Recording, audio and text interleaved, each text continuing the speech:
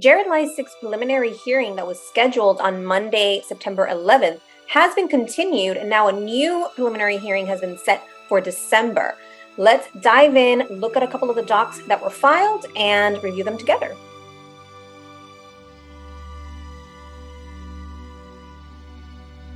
Hi, everyone. I'm Alex with Empowering Survivors. So happy that you're here. So we're talking about the Jared Leisek case. Jared Leisek is the founder of Adventures with Purpose, or AWP for short, and he was charged with R of a child in Utah, and the incident in question would have been with his cousin circa 1992. So far, there have been a few preliminary hearings that have been scheduled and they've been continued. And this latest one that was scheduled for Monday has also been continued to December. So I pulled the docs and we're going to review them together. But before we do that, if you haven't yet subscribed to my channel, I'd appreciate if you subscribe and join the Empowering Survivors community, where we try to be the voice for the voiceless, missing persons, survivors, and those who don't have a voice. So the first document is a stipulated request for a pretrial hearing. And it says that both the state and the defendant, Jared Leisek, by and through counsel, jointly submit this request for a pretrial hearing to occur on this date, September 7th at 2 p.m. The court has indicated it can accommodate this hearing via WebEx. So there was a hearing that was scheduled yesterday, September 7th. The reason for the request is to discuss changes and new information that may be introduced at the upcoming preliminary hearing. The state has indicated that it may introduce an 1102 statement of a witness, and the defense intends to subpoena this witness if the statement is admitted. After consultation with the state, it is believed that a new court date should be scheduled. This request is to discuss what will occur at the preliminary hearing and schedule a new date. So I did a search here on the Utah courts for this Utah Rules of Evidence 1102 or 1102, and it's called the Reliable Hearsay in Criminal Preliminary Examinations. And it says that that statement of the rule, reliable hearsay is admissible at criminal preliminary examinations. B, the definition of reliable hearsay for purposes of criminal preliminary examinations only. Reliable hearsay includes 1, hearsay evidence admissible at trial under the Utah Rules of Evidence. 2, hearsay evidence admissible at trial under Rule 804 of the Utah Rules of Evidence, regardless of the availability of the declarant at the preliminary examination. 3, evidence establishing the foundation for or the authenticity of an exhibit. Probably won't be 4, 5, or 6. Maybe 7, a statement made by a child victim of physical abuse or a sexual offense, which is recorded in accordance with Rule 15.5 of the Utah Rules of Criminal Procedure. 8, a statement of a declarant that is written, recorded, or transcribed verbatim, which is A, under oath or affirmation, or B, pursuant to a notification to the declarant that a false statement made therein is punishable. And 9, other hearsay evidence with similar indicia of reliability, regardless of admissibility at trial under Rules 803 and 804 of the Utah Rules of Evidence. And so this is kind of interesting too. C, continuance for production of additional evidence, which sounds like what they were doing here at the hearing yesterday. They ended up continuing it because they wanted more time for discovery. If hearsay evidence is preferred or admitted in the preliminary examination, a continuance of the hearing may be granted for the purpose of furnishing additional evidence if the magistrate finds that the hearsay evidence preferred or admitted is not sufficient and additional evidence is necessary for a bind-over, or the defense establishes that it would be so substantially and unfairly disadvantaged by the use of the hearsay evidence as to outweigh the interests of the declarant and the efficient administration of justice. And then D says, except as provided in paragraph D2, prosecutor or any staff for the office of the prosecutor may transcribe a declarant statement verbatim or assist the declarant in drafting a statement.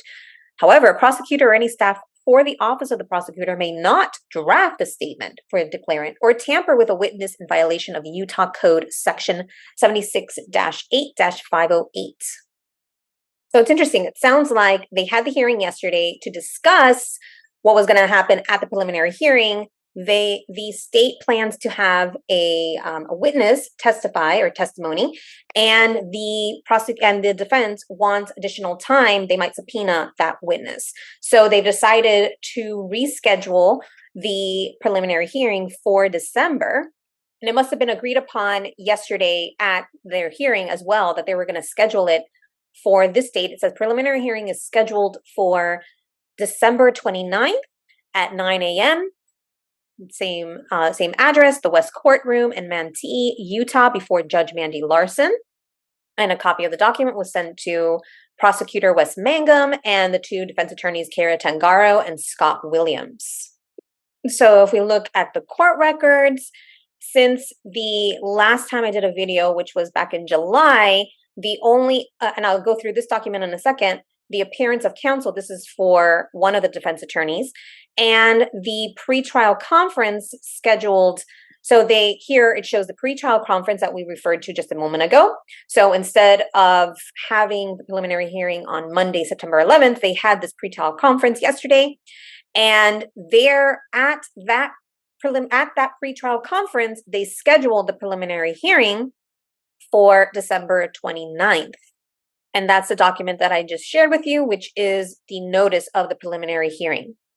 And this was the notice of the appearance of counsel of Scott Williams, who is one of the two defense attorneys for Jared Leisek. This was filed on September 1st.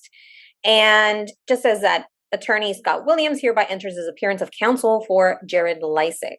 This is not unusual. It also happened back in November of last year that the previous attorney also did an appearance of counsel notice of limited appearance as the attorney representing Jared Leisek.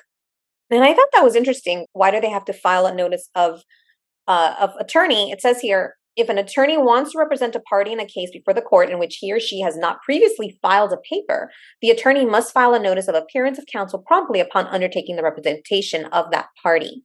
And also, it says here, if the court does not authorize a withdrawal or substitution of counsel, the attorney seeking to withdraw will remain as counsel of record. So there has to be all of these notices have to be in place for attorneys. So for them to appear as an attorney, and to also be withdrawn or substituted as counsel. So I thought that was kind of an interesting point and something just to clarify that. So just to sum it up, a hearing was scheduled yesterday, a pretrial hearing yesterday, September 7th, to go over some of the matters, some of the discovery, witness testimony that the state was going to bring for the preliminary hearing. They both agreed to reschedule the preliminary hearing for December. And as was stated in that document, the defense may subpoena that witness. Very typical during for criminal cases to subpoena witnesses, and so nothing unusual there. And of course, many people ask, why are there so many continuances in this case? Well, also very typical for criminal cases. It happens that there are several continuances. We've already seen it happen a few times in this case. And now the next preliminary hearing is set for December. And in that preliminary hearing is when they determine whether there is sufficient probable cause to go to trial. Obviously, at this point, if the preliminary hearing is held in December, the trial won't happen until sometime in 2024, if not later, because who knows what comes up, if there's any additional continuances and such. So for now, we'll look forward to that preliminary hearing in December. So I'll wait to see if anything else comes up over the next week. And then after that, I'll do an update video with the new timeline that includes everything that's happened over the last couple of weeks. And let me know your thoughts in the comments, and please make sure to keep them empowering. And if you learned something today, I'd appreciate if you hit the thumbs up. And if you haven't yet subscribed to my channel, I welcome you to be part of the Empowering Survivors community, where we strive to be a voice for missing persons, survivors, and those who don't have a voice. With that, stay safe, stay thriving, trust your intuition, and make sure to keep it empowering. Bye for now. Don't forget to like, subscribe, and hit the bell button for notifications. Thank you.